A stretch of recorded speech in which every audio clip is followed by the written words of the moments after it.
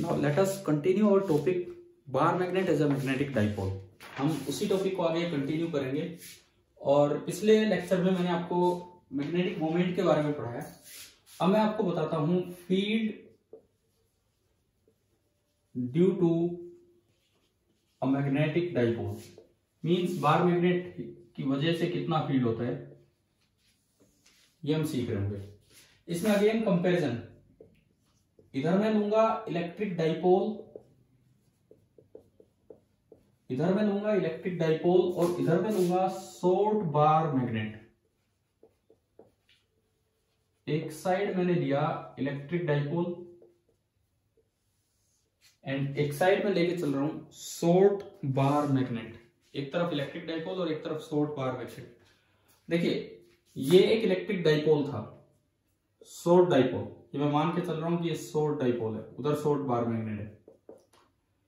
तो हमने पढ़ा था कि शॉर्ट डाइपोल अगर है, छोटा डाइपोल है, उसका साइज बहुत ही कम है, तो एक्सिस पे, ये उसका एक्सिस था, एक्सिस पे आर डिस्टेंस दूर डाइपोल के अलोंग फील्ड होता था एंड जो इलेक्ट्रिक फील्ड था उसका फॉर्मूला था 2kp/r3। के के बारे में अभी मैं फिर बताऊंगा। ये लाइन है एक्सियल लाइन या एक्सिस। इक्वेटोरियल लाइन होती थी इसकी परपेंडिकुलर बाइसेक्टर। अगर शॉर्ट डाइपोल की वजह से आर डिस्टेंस दूर आप इक्वेटोरियल लाइन पे देखें तो फील्ड पी से अपोजिट होता था और उससे आधा था। आर डिस्टेंस दूर जितना यहां है इक्वेटोरियल पे उससे आधा था, kp/r3। ये जो फॉर्मूले चल रहे हैं इन सभी में के होता था 1/4πε0।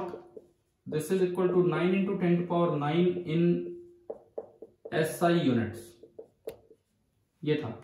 और ये जो एप्सिलॉन नॉट होता है, एप्सिलॉन नॉट, ये जो होता है this is called absolute permittivity of vacuum. ये हमने आपको पहले इलेक्ट्रोस्टैटिक्स के समय इलेक्ट्रिसिटी वाले चैप्टर में पढ़ा रखा है। और एक जनरल पॉइंट के फॉर्मूले भी दिए थे, वो भी सुने। अगर आप शॉर्ट डाइपोल की वजह से आर डिस्टेंस दूर, देखो ये लाइन एक्सिस है, ये जो इसकी लाइन है this is equatorial, perpendicular bisector जो लाइन होती है दिस इज इक्वेटोरियल। जनरल आप किसी भी थीटा एंगल पे गए आर डिस्टेंस दूर, तो वहां जो फील्ड होता था वो इस लाइन के साथ किसी फाई एंगल पे हुआ करता था और ये फील्ड है ई। अब मैं इन दोनों के फॉर्मूले लिखूंगा। एक जनरल पॉइंट पे मैं लिख रहा हूं, किसी थीटा एंगल पे फाई डिस्टेंस दूर आप जाके बता रहे हैं, तो जो ई हुआ करता था उसका फॉर्मूला था kp/r3, के वही है जो नीचे लिखा हुआ है, into √1 + 3 cos² theta and tan phi का फॉर्मूला था हाफ ऑफ tan थीटा। मुझे लगता है कि आपको ये फील्ड वाले सारे के सारे फॉर्मूले समझ में आ रहे होंगे, रिपीटेड ही है आपके लिए। तो अब देखिए शॉर्ट बार मैग्नेट एक मैग्नेटिक डाइपोल की तरह काम करेगा जिसका मैग्नेटिक मोमेंट है m या pm। ये उसका डायरेक्शन होने का मतलब है कि ये साउथ पोल है और ये नॉर्थ पोल है। पोल्स हमने बताया था आपको, एक मैथमेटिकल अजम्पशंस है। ये जनरल पॉइंट थीटा एंगल पे आर डिस्टेंस दूर, मैं थोड़ा ऊपर लिखता हूं, शॉर्ट बार मैग्नेट, यह आपका है शॉर्ट बार मैग्नेट।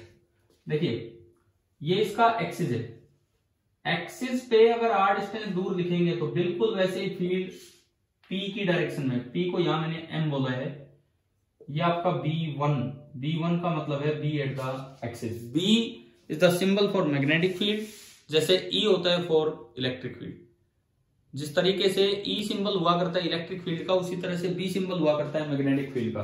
तो B1 ऑन द एक्सिस, ऐसा ही फॉर्मूला है। देखो 2kp/r3, यहां के की वैल्यू थी 1/4πε0। अब पहले एक बात सुनो, 1/ε0 इज रिप्लेस्ड बाई म्यू0। म्यू0 is called absolute permeability of free space. बस इन टर्म्स का नाम याद रखो, मतलब हम बाद में सीखेंगे कभी 12th में जाके। Absolute permeability of free space, और SI यूनिट में इसकी वैल्यू होती है 4π × 10⁻⁻⁷ इन SI। अच्छा, इस वैल्यू का एक बड़ा फायदा ये है, जब आप 1/ε0 की जगह म्यू0 रखोगे तो 1/4 एप्सिलॉन नॉट बन गया म्यू0/4 एंड म्यू0/4 में जब म्यू0 की वैल्यू रखोगे तो 4 पाई से 4 पाई कैंसिल, ओनली 10⁻⁷ कांस्टेंट बनेगा। तो अब अगर मैं b1 लिखूं, b1 एक्सिस पे 2 की जगह 2, k की जगह वहां 1/4 एप्सिलॉन था, यहाँ म्यू0/4, p की जगह m डिवाइडेड बाई r³ और डायरेक्शन आगे की तरफ। सिमिलरली ये तो एक्सिस पे r डिस्टेंस दूर हुआ, अगर आप इक्वेटोरियल पे r डिस्टेंस दूर दिखें और फील्ड अपोजिट होगा, ये m आगे है तो ये पीछे होगा, और मैंने इस फील्ड को b2 बोल दिया, तो b2 देखिए क्या होगा, इक्वेटोरियल पे यहाँ फॉर्मूला था kp/r³, तो यहाँ 2 हट जाएगा, म्यू0/4 m/r³। अभी हमारा पहला ही टॉपिक चल रहा है बार मैग्नेट, उसको ढंग से पढ़िए। Bar magnet as magnetic dipole पढ़िए, क्योंकि डाइपोल आपने इलेक्ट्रोस्टैटिक्स में पढ़ रखा है तो बड़ा आसान है, यहाँ जस्ट वही फॉर्मूले रिपीट हो रहे हैं। और जनरल पॉइंट वाला भी यही फॉर्मूला रिपीट होगा कि किसी फाई एंगल पे जाके आप फील्ड दिखाएंगे, अगर आप थीटा एंगल पे पॉइंट ले रहे हैं एंड दिस इज b3, तो वही दोनों फॉर्मूले यहां भी वैलिड है। tan phi is again equal to half of tan theta, tan phi is again equal to half of tan theta, and दूसरी बात E की जगह आ जाएगा B जो कि B3 है, फॉर्मूला क्या बनेगा, K की जगह म्यू0/4, P की जगह M, बाकी सब सेम। तो अगर मैं B3 लिखूं, ऊपर लिखता हूं K की जगह म्यू0/4, P की जगह m/r³ into √1+3 cos² theta. Unit की अगर हम बात करें, यूनिट की SI यूनिट्स की अगर हम बात करें, इलेक्ट्रिक फील्ड की जो SI यूनिट थी दैट वाज 1 न्यूटन पर कूलम, इलेक्ट्रिक फील्ड की जो SI यूनिट थी दैट वाज 1 न्यूटन पर कूलम और 1 वोल्ट पर मीटर। यहां आप याद रखेंगे कि B की जो SI यूनिट होती है, SI यूनिट, निकोल टेस्ला एक साइंटिस्ट है, उनके नाम पे है 1 Tesla and symbol capital T। CGS unit Gauss है जिसका जिक्र मैं बाद में करूंगा, अभी नहीं। B की जो SI यूनिट है वो टेस्ला है, बाकी सब चीजें सेम है। M की यूनिट मैंने आज पिछले लेक्चर में बताई थी ampere metre square. Magnetic pole strength जो थी, मैग्नेटिक चार्ज, उसकी यूनिट थी एम्पियर मीटर, और ये जो डाइपोल मोमेंट होता है ये होता है मैग्नेटिक चार्ज इंटू लेंथ, तो एम्पियर मीटर इंटू मीटर। तो इसकी जो यूनिट है, ये जो क्वांटिटी है स्मॉल m, इसकी यूनिट होगी एम्पियर मीटर स्क्वायर। अब अगर मैं केवल मैग्नेटिज्म वाले फॉर्मूलों को इकट्ठा करूं, अब अगर मैं केवल और केवल मैग्नेटिज्म वाले फॉर्मूलों को इकट्ठा करूं तो एक बार देखिए क्या बने जा रहा है। यहां पे देखो, ये एक मैग्नेटिक शॉर्ट मैग्नेट है, शॉर्ट बार मैग्नेट, ये साउथ पोल ये नॉर्थ पोल, मैग्नेटिक मोमेंट इसका m है, एक्सिस पे काफी दूर, क्योंकि आप इस शॉर्ट डाइपोल मान रहे हैं, r डिस्टेंस दूर जो B आया आगे की तरफ आया, एंड फॉर्मूला आया 2 टाइम्स म्यू0/4 m/r³। इक्वेटोरियल पे r डिस्टेंस दूर तो फील्ड होगा पीछे की तरफ होगा, m से अपोजिट होगा, और जो B का फॉर्मूला है 2 हट जाएगा, म्यू0/4 m/r³। और किसी जनरल पॉइंट पे जो आपने देखा, किसी भी थीटा एंगल पे r डिस्टेंस दूर, तो इस लाइन के साथ फाई एंगल पे फील्ड होगा, और वो B3 मैंने बोला था, B3 का फॉर्मूला है kp/r³, तो k की जगह म्यू0/4, p की जगह m/r³ into √1+3 cos² theta, and tan phi is equal to half of tan theta. अब जैसे कभी क्वेश्चन आ जाए कि एक शॉर्ट बार मैग्नेट है, कभी आपके पास एक सवाल आए कि एक शॉर्ट बार मैग्नेट है और आपसे पूछा गया है कि एक पॉइंट उसके एक्सिस पे है r डिस्टेंस दूर और एक पॉइंट उसके इक्वेटोरियल पे है, तो एक शॉर्ट बार मैग्नेट की वजह से B on the axis upon B on the equatorial निकालो, अगर दोनों पॉइंट्स की डिस्टेंस आ रहा है तो आप इससे उसको डिवाइड करेंगे तो रेशियो आ रहा है 2। डायरेक्ट क्वेश्चन, ऑप्शन दिए हो सकते हैं 2, 1/2 इस तरह से, परंतु शॉर्ट बार मैग्नेट होता, बड़े का भी नहीं देखना, बस ये छोटे का ही ध्यान रखना है। क्लियर, छोटा बार मैग्नेट, ये आपको समझ में आ गया होगा। अब मैं एक दो सवाल आपके सीपीपी से लेता हूं, फील्ड जनरेशन कैलकुलेशन इनके ऊपर ही, कि बार मैग्नेट का जो फील्ड है उनके ऊपर देखते हैं क्या कुछ क्वेश्चन है। सुबह हमने इसका पहला क्वेश्चन कर दिया था, दूसरा अलग कॉन्सेप्ट पे है, तीसरा भी टॉर्क पे है, टॉर्क पोटेंशियल एनर्जी ये भी पढ़ेंगे। एक तो आप इस पे आओ, question number 4 CPP number 10, question number 4 इस पे आइए। A magnetic dipole is placed at the origin O along the axis. Suppose ये x एक्सिस है एंड मैंने माना कि ये y एक्सिस है, और एक मैग्नेटिक डाइपोल रखा हुआ है अलोंग x एक्सिस इस तरह से, तो ये मैंने m मान लिया पॉजिटिव x एक्सिस की तरफ। आगे लिखता है point B at a distance of 20 centimetre from the origin, origin पे रखा ये उन्होंने दिया है, तो ये ओरिजिन हुआ। एक पॉइंट बी है जो 20 सेंटीमीटर पे ओरिजिन से है, makes an angle of π/3 with the x axis, x axis के साथ π/3 मतलब होता है 60 degree, pi radian is equal to 180 degree, तो 60 डिग्री पे कोई पॉइंट है, मतलब π/3 रेडियन में है π/3, इसका मतलब 60 डिग्री भी होता है, और ये कोई पॉइंट है शायद 20 सेंटीमीटर दूर लिखा हुआ है, यहां कोई फील्ड पॉइंट है। आपको बताना है the angle made by the magnetic field at point be with the x axis. ये कह रहा है कि बी पे जो मैग्नेटिक फील्ड होगा, भाई आप इस लाइन को बढ़ा दो, ये जो ब्लू लाइन मैंने दिखाई है इसी को आप आगे बढ़ा दो, और मैग्नेटिक फील्ड यहां जहां भी होगा इस मैग्नेट की वजह से किसी भी डायरेक्शन में होगा, सपोज कीजिए ये है बी, ये एंगल होता था फाइव, ये एंगल हमारा होता था फाइव, तो इन्होंने पूछा है क्वेश्चन नंबर 4 में the angle made by the magnetic field at point be with the x axis. अच्छा, इस पॉइंट का भी नाम इन्होंने बी ही दिया है और मैग्नेटिक फील्ड भी यहाँ बी है, तो बी पॉइंट पे जो मैग्नेटिक फील्ड है उसने एक्स एक्सिस के साथ आपको एंगल बताना है कि कितना होगा, आपको केवल और केवल एक्स एक्सिस के साथ एंगल बताना है। देखिए एक्स एक्सिस के पैरेलल आप एक लाइन लगाएं, ये एंगल π/3 तो ये एंगल भी π/3, तो एक्स एक्सिस के साथ एंगल हो गया, जो एंगल आपको चाहिए angle made by B with x axis is equal to π/3 plus 5, क्योंकि ये तो कोरस्पॉन्डिंग एंगल है नीचे और ऊपर वाला, तो π/3 दो पैरेलल लाइंस के बीच का। अब 5 कहां से लाएं, इसके लिए मेरे पास एक सीधा फॉर्मूला है, 5 लाने के लिए मेरे पास एक सीधा फॉर्मूला है कि tan phi is equal to half of tan theta. अब जो थीटा है दैट इज 60 डिग्री, तो tan phi is equal to half of tan 60 degree, tan 60 degree π/3, tan 60 degree आपको याद होना चाहिए √3 होता है, तो ये आपका हो गया tan phi is equal to √3/2, and यहां से जो phi आया, phi आ गया tan इनवर्स ऑफ √3/2, जो फाई निकल के आया that is tan inverse of √3/2, ये आप उसमें पुट कर लीजिए ऊपर, तो इसका मतलब angle made by B, angle made by B with x axis वो आपका आ रहा है π/3 प्लस 5, और 5 को मैं लिख सकता हूं tan इनवर्स ऑफ √3/2। तो क्वेश्चन नंबर हमने लिया था 4th और इसका आंसर आ रहा है बी। क्वेश्चन नंबर 4th का जो आंसर आया दैट इज बी। सुबह हमने पहला क्वेश्चन लिया था, उसका आंसर सी आया था, और ये क्वेश्चन नंबर 4th हो गया जिसका आंसर आया बी। अब हम एक और क्वेश्चन लेते हैं जो फील्ड प्रोडक्शन पे ही है, क्वेश्चन नंबर 6,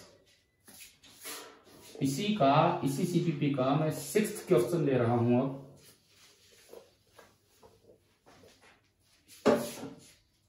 देखो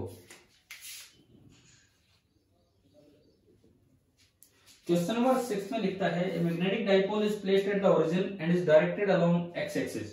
अगेन उसी तरह का स्टार्टिंग डायग्राम, मान लीजिए ये एक्स एक्सिस है, ये वाई एक्सिस है, तो मैग्नेटिक डाइपोल छोटा ही होगा। डाइपोल वर्ड अगर आए ना तो आप माना करो शॉर्ट बार मैग्नेट है। मैग्नेटिक डाइपोल का मतलब आप शॉर्ट बार मैग्नेट मान लिया करो। एक मैग्नेटिक डाइपोल रखा है एक्स एक्सिस की तरफ, उसका एंगल है।